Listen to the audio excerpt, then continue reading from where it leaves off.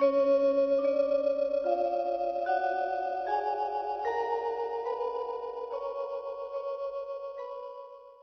สดีครับผม FC มื้อนี้ผมสิได้มาติดตามแนวทางจากแม่ตะเคียนสองนางแม่ตะเคียนสองนางมามวดนั้นมันพอตั้งแต่เอาออกไปแล้วมันเข้าเลขเล่าวไปเลยปรากฏว่าพวกเขาติดตามเขาก็ได้เลขเล่าวไปแต่ว่าไทยบ่เข้างวดนี้ลองมาอีกเบิ่งเกิดข่าวว่าสิไปลาวไปไทยก็ให้ FC เบิ่งเอาเด้อพิจารณาเอาถ้าลงคลิปทันยามมื้อแลงก็เบิ่งเอาของค่ามันไปลาวอีกถือว่าเพิ่นให้แม่นอยู่ครับในบริเวณนี้เขตนี้เพิ่นให้แม่นอยู่เขาได้ทุกงวดตั้งแต่ว่าห่างเป็นช่วงและเป็นจังหวะอยู่ในนี่ที่เขามาเอากันนี่ชาวบ้านเขาก็มาจุดธูปเอาแหน่หยังแหน่แล้วเขาก็เอาร่างทรงมานางทรงเอาแหน่จังซี่แต่ว่าผมก็โดยมากผมก็บ่ค่อยได้มา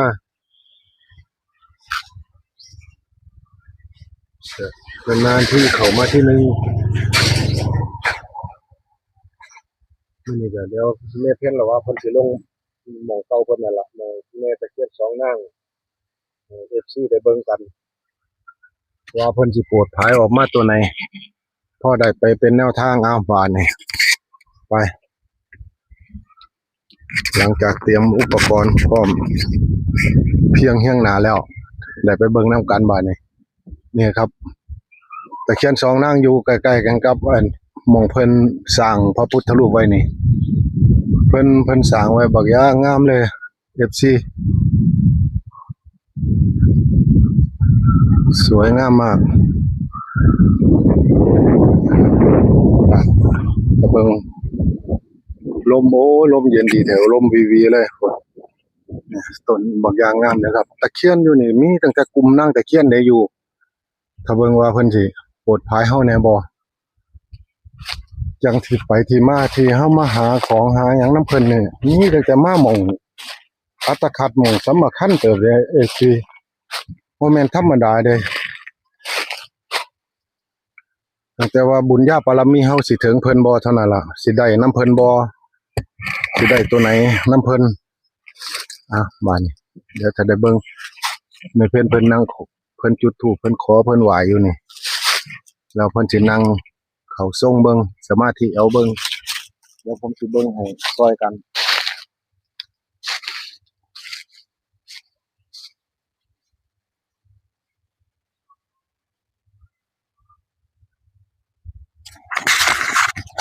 นี่ขึ้นนะที่ไว้มันเสีย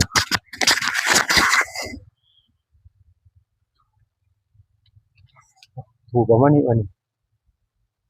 พอแล้วปลาน้ำใหม่แล้วล่ะนี่ภาคหลังมันสิล่ามใหม่ปลามาวัดเพิ่น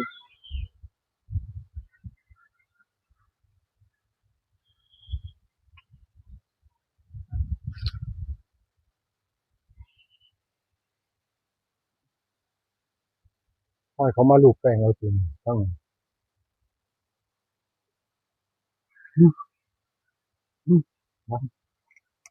บาดนี่เสียบบางทีมองเป็นๆเลย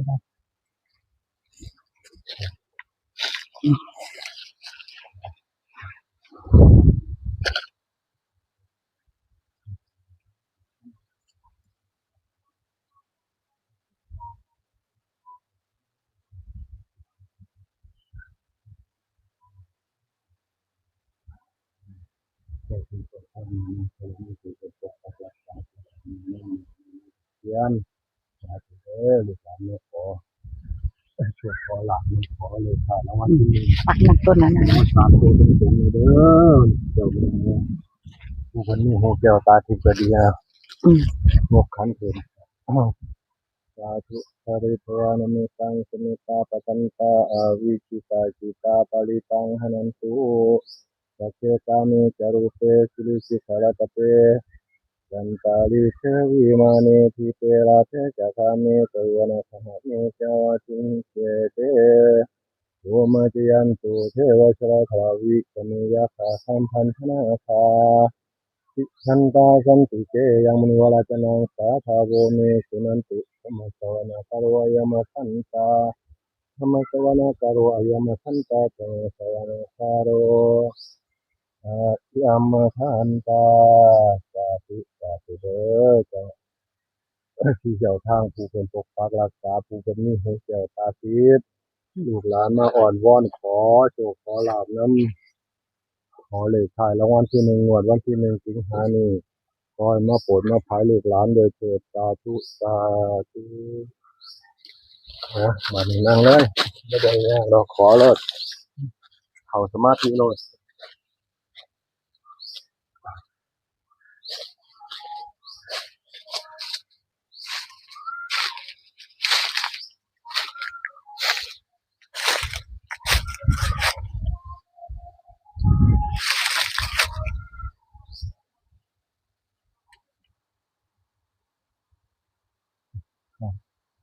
เอาเด้อบัดนี้แม่นางเอ้ยมาโปรดมาภายลูกหลานเด้อบัดนี้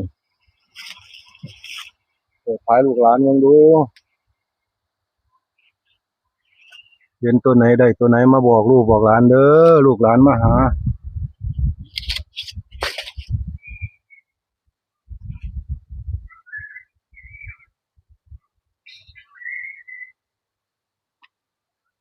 เขียนสองนาง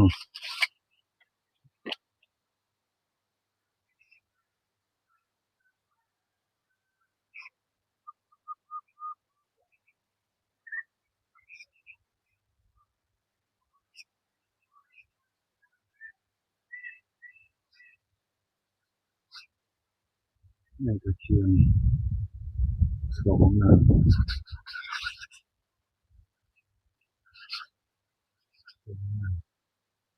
แม่ตะเคียนสองนางนะ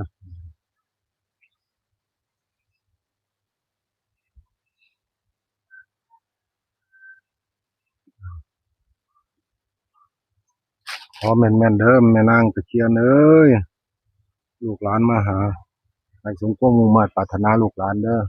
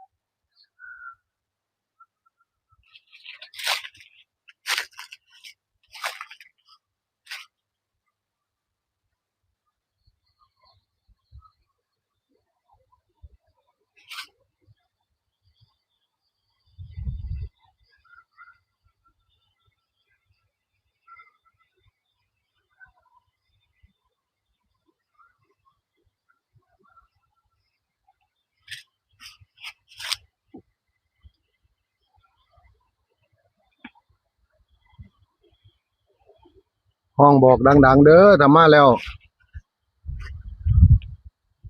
ถ้าบ่บอกบ่ได้ยินเด้อ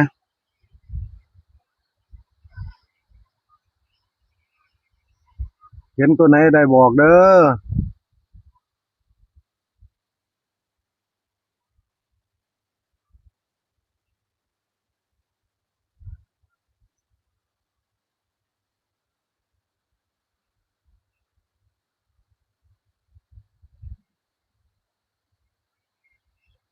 เห็นตัวไหนเนาะแม่นางเอ้ยโปรดภายลูกหลานนะเถิด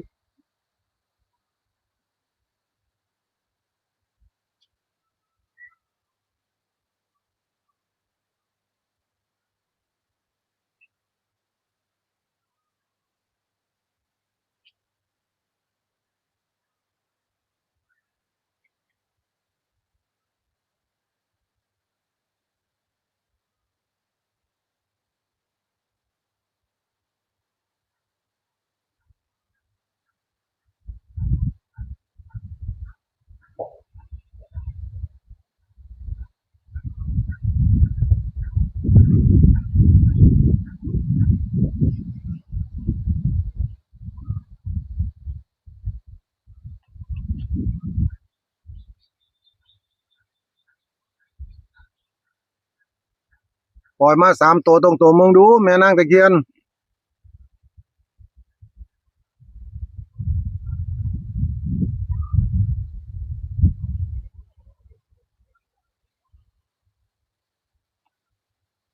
ปล่อยออกมา3 ตัวตรงๆมึงดูเข้าพรรษาเนี่ยเหรอ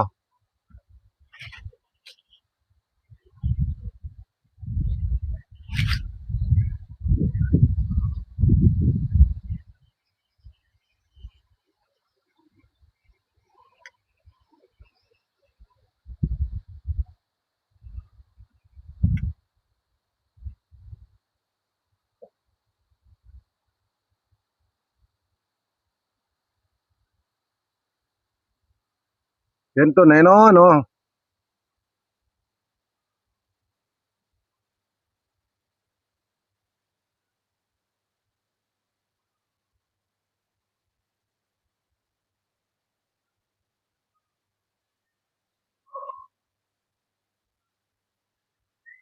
มาตัวน่ะ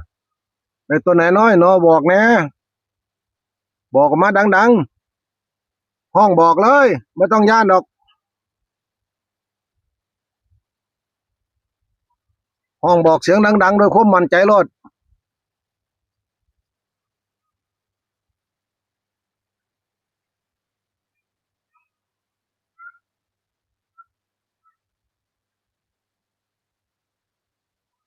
นิมนต์มาแห้งๆโลดเจ้าแม่เอ้ย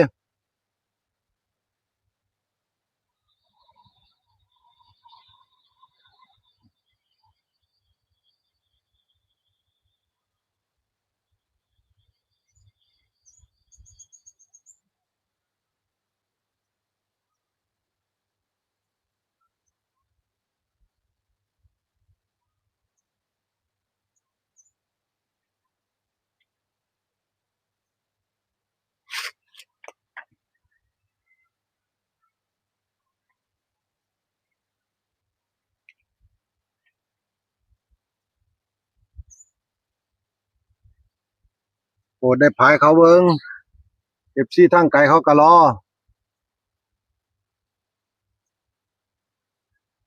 ให้ฮู้ให้เห็นเบิ่งดู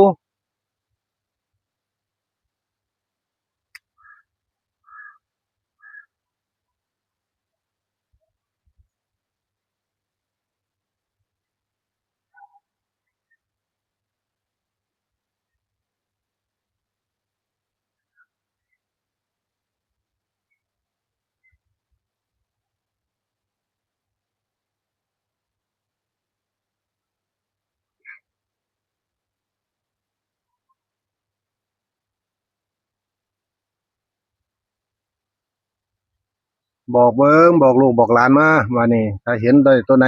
ก็มาแล้วก็ดี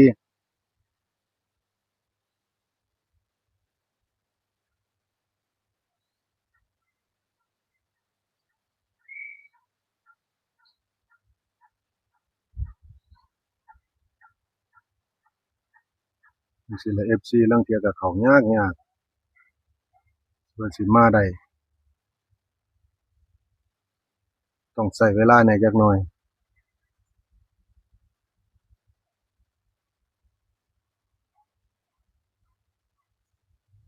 ราะว่าเมืองเพิ่นบ้านเพิ่นกับบ้านเฮามันเวลาบ่คือกันบ่ตรงกัน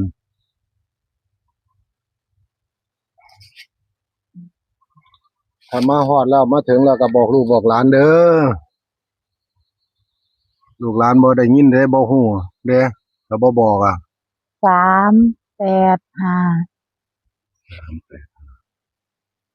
เอ้ามาจากไหนคือมา38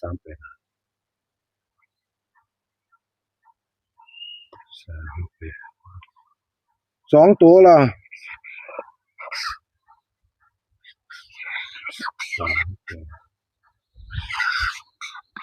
38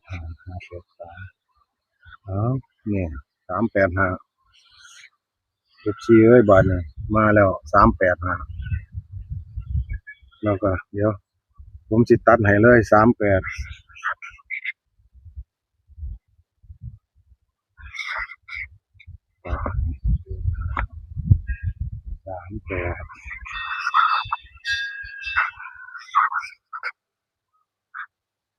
ก็3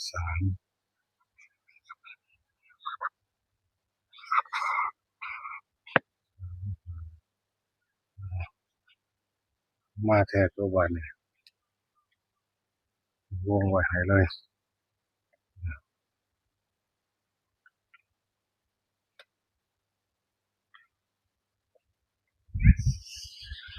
FC เอ้ยให้ระวังเอาเด้อเลข3ตัวนี่385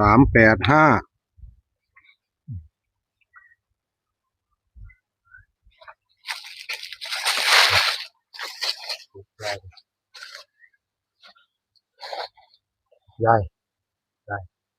ยาย อืม เป็นจังได๋ อืม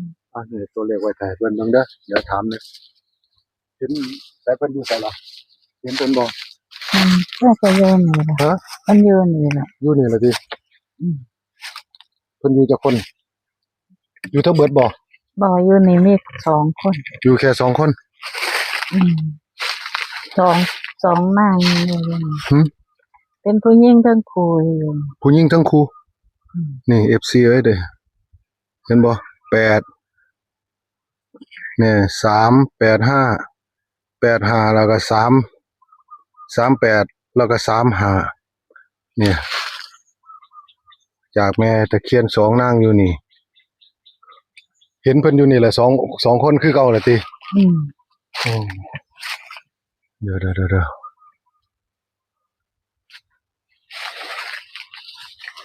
เอาเสียสังออกซะเอาดอกไม้บูชาเพิ่นซะบูชาเพิ่ ดี น เพิ่ ซะ นว่าให้เบิ่งน้ำถูกจะเบิ่งเป็นน่ะ เบิ่งน้ำทูบเบิ่งน้ำขี้ทูบมันนะ อืม สิเบิ่งจังไดเป็นทูบบ่ได้จุดเป็นตัวเลข นี่เด้นี่ ใช่ เพิ่นบอกว่าให้เบิ่งน้ำถูก เบิ่งน้ำเบิ่งน้ำขี้ทูบเด้อนี่ FC ตีเป็นบ่นี่ อืม ใช่ล่ะเดี๋ยว บอกให้เบิ่ง นี่โอ้เลขขี้ทูบมันเป็นเลขอิหยังบัดนี้ เป็นมางอลงจังซั่นเอาบัดนี้ให้ FC เขาไปตีเอามันสิหักเอาตัวน่ะอืมขึ้นบ่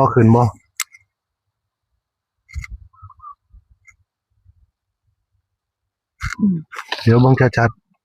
ๆเบิ่งบ่เป็นแล้วแปลบ่เป็นแล้วแม่เอ้ย อืมมันเปิดแล้ว มันปึกเด้ให้มาจังได๋ก็ให้มาจังซั่นตัวเนาะสิเข้าจังได๋ก็เข้าจังซั่นตัวเนาะ อืม บัดนี้ เลขใหญ่จังได๋ลูกเอาจังซั่นน่ะ ให้มาจังได๋ก็เอาจังซั่นแล้วเก็บของบัดนี้บัดนี้ FC เอ้ยบัดนี้ อันนี้เด้ ไสเลขหยัง โอ้นี่นะ ระวังไฟแน่ล่ะดับไฟแน่ ก็นี่ล่ะนี่ ดับไฟซะ บ่มีนะ สาธุเด้อบาดนี้ FC ขอให้มีโชคมีหมานนำกันเด้องวดวันที่1สิงหานี่มี385ออกมาเลข2ตัวก็ตัดเอาจังซั่นล่ะบนล่างเพิ่นประทานให้มาจังไดก็เอาจังซั่นล่ะนี่บริเวณเพิ่นคูกวางเพิ่นกำลังสิอันนี้ตัวจัดงานเข้าพรรษาเพิ่นในเขตนี้เฮาก็บ่กล้ารบกวนดอกเอาซ้ำนี้ล่ะท้ายสุดนี้ก็ขอให้ FC สุผู้สุคนจงมีโชคมีหมานนำกัน ความเจ็บใจได้ความไข้ใจมีขอให้ถูกหวยรวยเบอร์นำกันสุผู้สุคนเด้อสวัสดีครับอย่าลืมกดไลค์กดแชร์กดเป็นกำลังใจหมองไหนดีๆก็สิได้ไปติดตามมาให้จังซี่ล่ะสาธุสาธุสาธุสวัสดีครับ